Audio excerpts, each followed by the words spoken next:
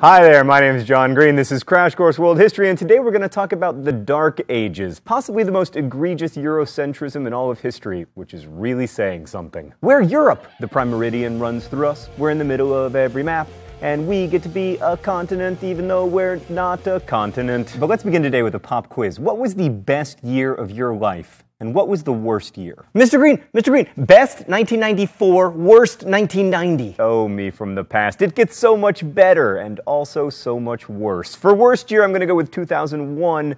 Best year, 2006. All right, now it's your turn, dear pupil. Share your best and worst years in comments during the intro.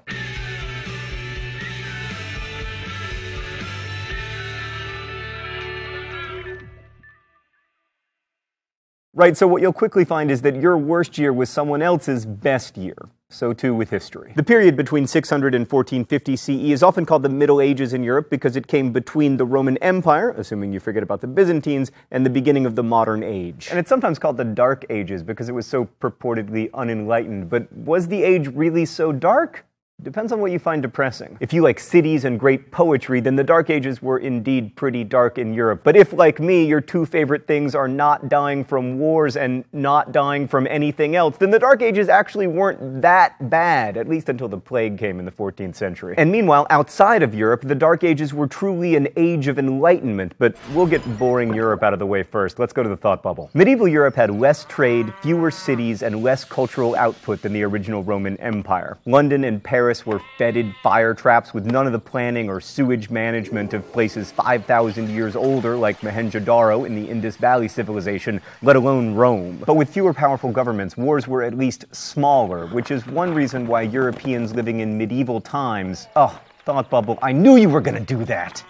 Anyway, people in medieval times lived slightly longer. Life expectancy was 30 than Europeans during the Roman Empire, when life expectancy was 28. Instead of centralized governments, Europe in the Middle Ages had feudalism, a political system based on reciprocal relationships between lords, who owned lots of land, and vassals, who protected the land and got to dress up as knights in exchange for pledging loyalty to the lords. The lords were also vassals to more important lords, with the most important of all being the king. Below the knights were peasants, who did the actual work on the land in exchange for protection from bandits and other threats.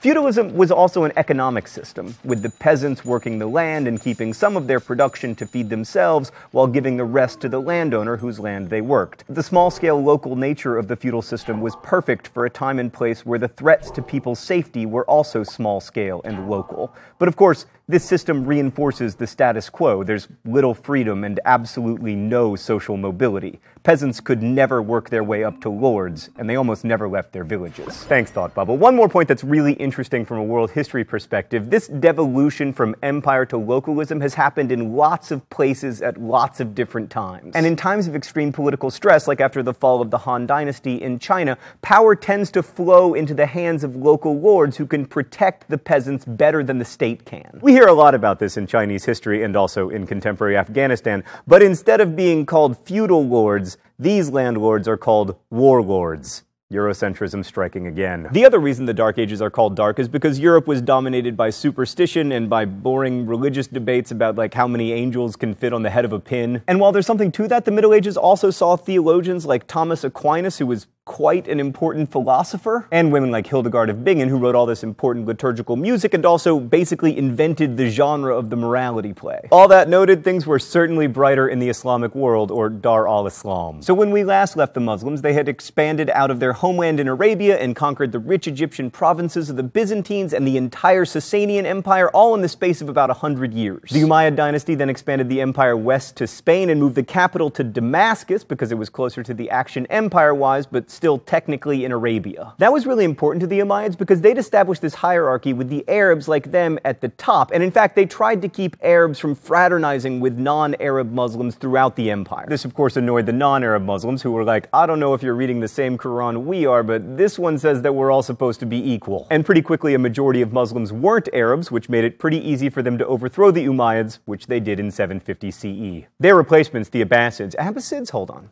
Abbasid or Abbasid. Ah, I'm right twice! Right, so the Abbasids were from the Abbasi, or Abbasi family, which hailed from one of the eastern and therefore more Persian provinces of the Islamic Empire. The Abbasids took over in 750, and no one could fully defeat them until 1258, when they were conquered by, wait for it, the Mongols.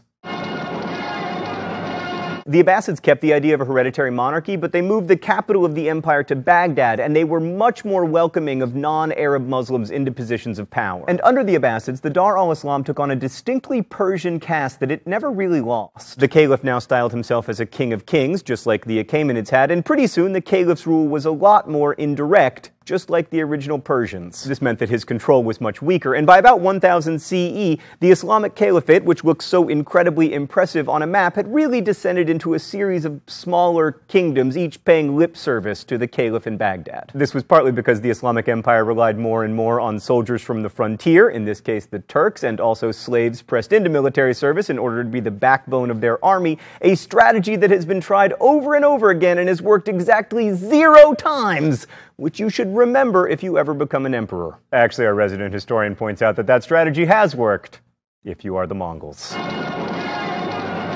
More important than the Persian-style monarchy that the Abbasids set up was their openness to foreigners and their ideas. That tolerance and curiosity ushered in a golden age of Islamic learning centered in Baghdad. The Abbasids oversaw an effervescence of culture unlike anything that had been seen since Hellenistic times. Arabic replaced Greek not only as the language of commerce and religion, but also of culture. Philosophy, medicine, and poetry were all written in Arabic, although Persian remained an important literary language. And Baghdad became the world's center of scholarship, with its house of wisdom and immense library. Muslim scholars translated the works of Greek philosophers, including Aristotle and Plato, as well as scientific works by Hippocrates, Archimedes, and especially the physician Galen. And they translated and preserved Buddhist and Hindu manuscripts that might otherwise have been lost. Muslims made huge strides in medicine as well. One Muslim scholar, Ibn Sina, wrote the Canon of Medicine, which became the standard medical textbook for centuries in both Europe and the Middle East. And the Islamic Empire adopted mathematical concepts from India, such as the zero, a number so fascinating and beautiful that we could write an entire episode about it, but instead,